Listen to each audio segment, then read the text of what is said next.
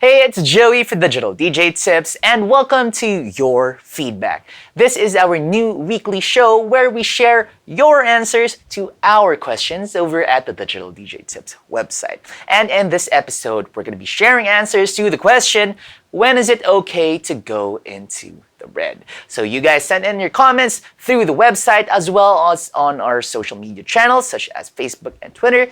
Thank you for all of your answers, folks. I cherry-picked the best ones, and I'm going to start sharing them with you right now. Let's get to it. Right, so when is it okay to go into the red? Here's our first answer from our forum moderator, DJ Vintage. And he says, red equals bad. 0 dB rules. All gear is made to function optimally. In other words, best quality, least distortion, at an average of 0 dB. This leaves a bit of headroom for peaks in music. Current dance music, as a result of the loudness wars, has dynamic ranges of about 3 dB or less. So average 0 dB should mean you have constantly the last green and the first amber lights blinking. This will actually push the speakers to their optimum long-term performance, provided everything between your controller or mixer and the speakers are also set to 0 dB, without overheating, clipping, or worse, going into clipping protection. So they're very, very technical and sound answer from DJ Vintage. Thanks for that, man. Let's head on over to our second answer, this time from Rasmus Linger, and he says, I never dip into the red. I generally try to keep my channels at green, 0 dB. That way, I'm not erasing the volume nor decreasing it. Almost all DJs I've met, though, are far into the amber or even the red. In aviation, we have a saying, 4 red and you're dead, which might not completely apply, but it could be a good rule of thumb to have in your head. So thank you for that, Rasmus. Cool, let's move on over to Facebook. We've got a couple of comments over here. This one's from Ismael Lozano. He says, I don't know if this is relevant, but I went to a club show to see Mark Knight around 2010. Mark Knight is the head honcho of Tool Room Records, really respected dance music label. And he clearly saw people noticing the music was too loud and adjusted accordingly. Maybe not on subject, but clearly he could read a crowd like a pro. Definitely, Ismael.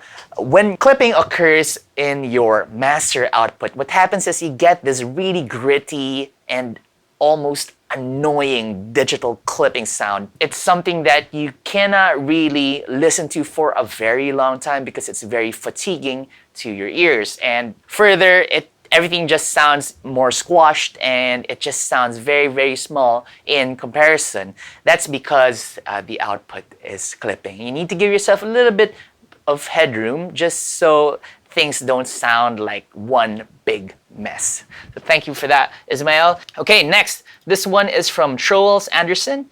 He says, on the channels, it generally doesn't matter. Most modern, read digital, mixers have a ton of headroom on the channels, and since it's digital, the audio doesn't distort.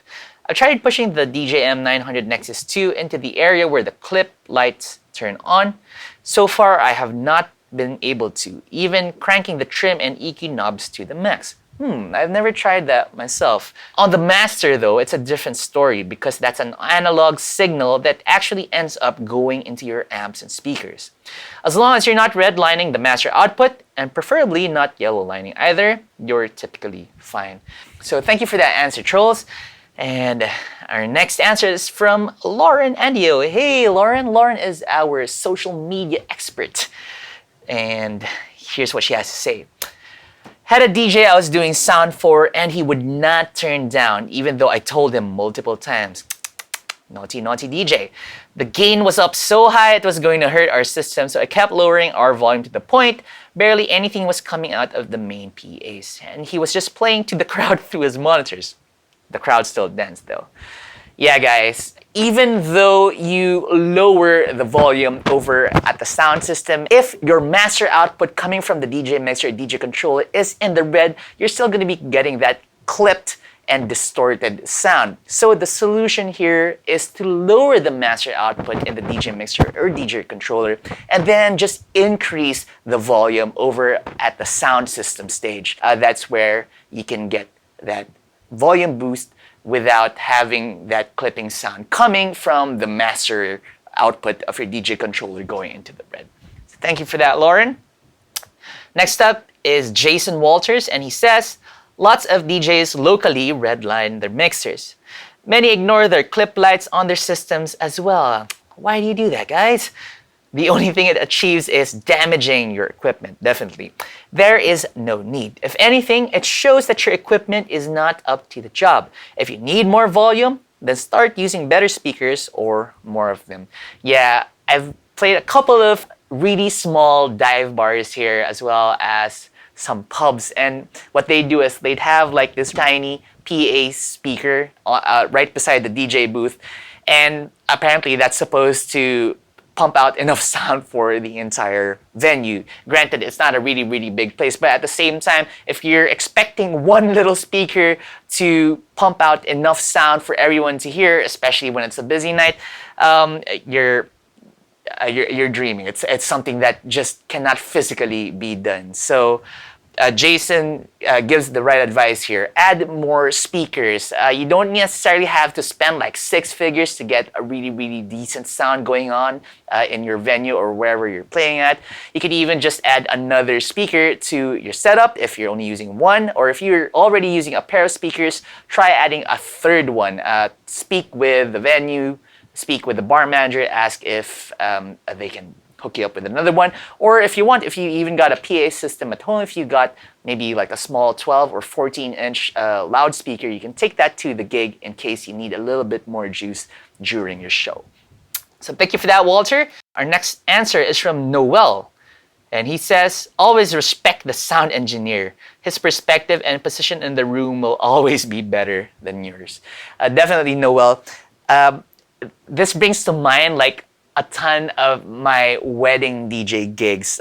Usually I'd be set up in the middle of the reception venue, and that is very far from where the tech booth is or where the sound engineers are. And I used to make this mistake all the time. What I'd do is I'd hook up all my gear, and then I've got my booth monitors, and I start playing, and I would notice that from my perspective, the sound isn't as loud as I'd want it to be. And for me, it gets me thinking, hey, is the crowd feeling the music? Because like from my vantage point or where I'm standing inside my makeshift DJ booth, it doesn't sound like it's loud enough. So my tendency is I would turn up the master volume, and I would go into the red, even though it's not the entire set, but like for a couple of songs, I'd be going to the red, and the sound engineer would always run to me, and he'd be like, "You'd better turn that down, man, because your output is clipping. It doesn't sound good, and we've already got everything covered. We can just turn up the volume from our end over here in the tech booth or the sound engineer's booth."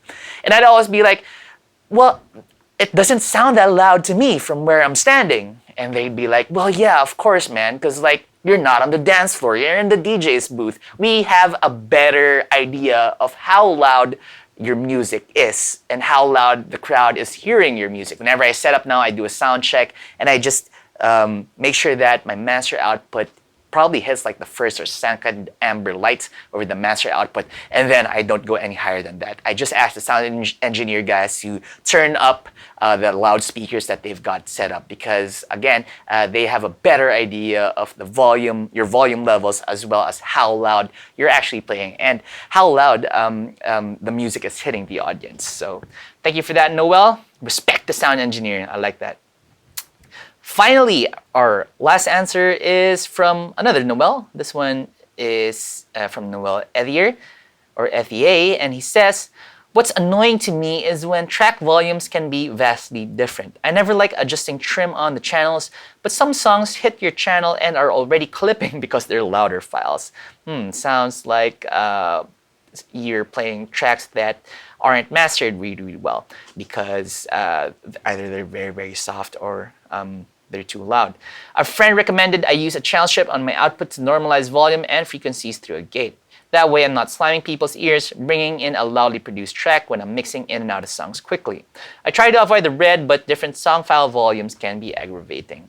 Yeah, Noel, thanks for that. You could try using software like Platinum Notes, which will adjust or normalize the volume of your music files that aren't so loud. I'm guessing you may be playing music from, I don't know, the mid 20th century or something, or maybe older music files or rips from vinyl or something like that. Sometimes those have a lower volume output, so the tendency is when you drop it in your DJ set, of course the volumes can be way, way lower compared to tracks that just came out in 2017, which are going to be very, very loud by music standards from the 20th century, of course.